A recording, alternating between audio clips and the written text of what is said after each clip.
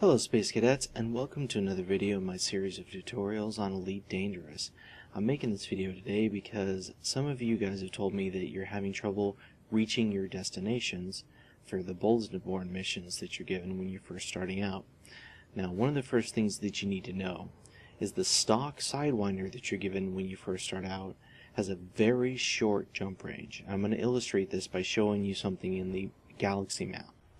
Now, I'm here in the galaxy map. I'm going to want you to go over to the Info tab and then come over right next to it. This is the Navigation tab.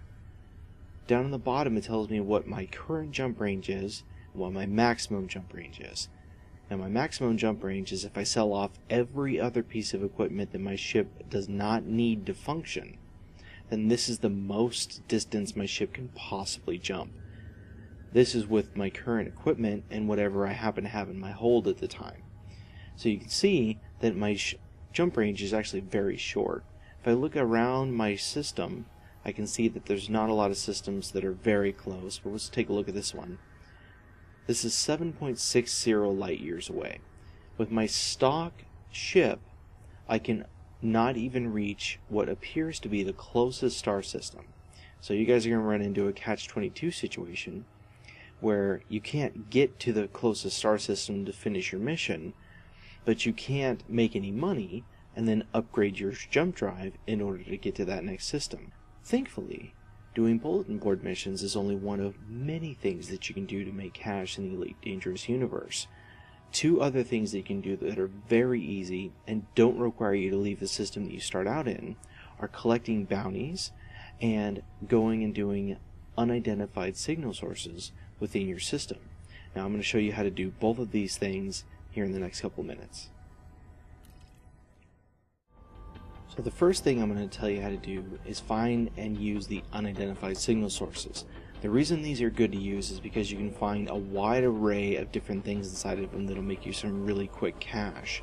Included in them is sometimes illegal goods, you can find bounties, any number of other different things that you can use to collect easy, quick cash, at least just enough to buy that next frameshift drive that you need.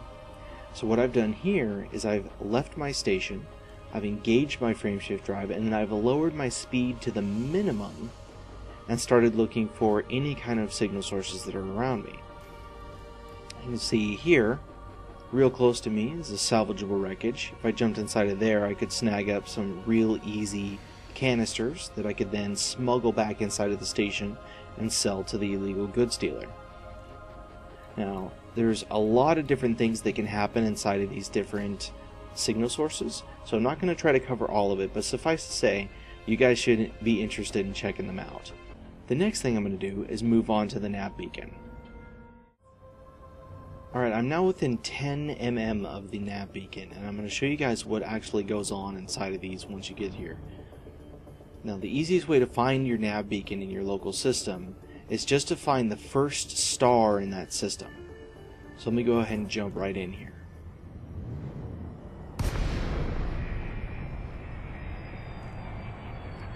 Alright, now I'm inside the nav beacon. As you can see, there's a lot of different ships inside of here. So what we're going to do is we're going to just take turns pointing at the ship and scanning them until we find one that it's wanted.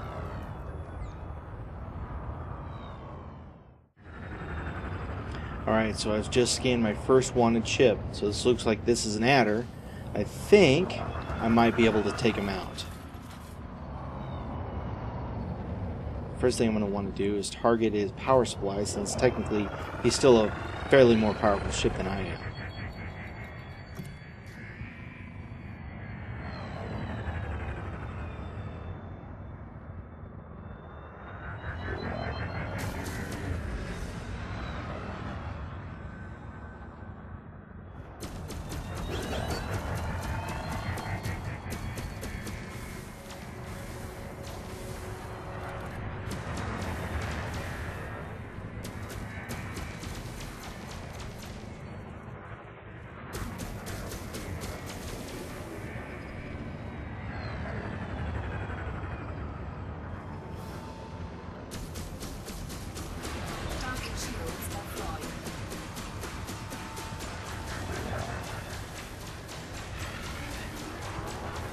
Unfortunately, your stock Signwinder doesn't have very good weapons, so you're going to have to really be careful about taking down these enemies effectively.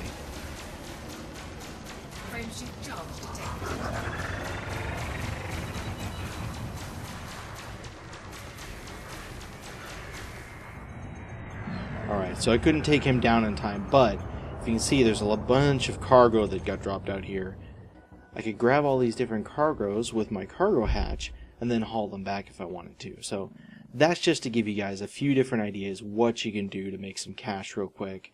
And then as soon as you pick up that next better frame shift drive, you'll be golden, so don't worry about it. That's me for this video. If you guys have any other suggestions or anything else that you want to see, just let me know in the comments below. Thanks. You guys have a great day.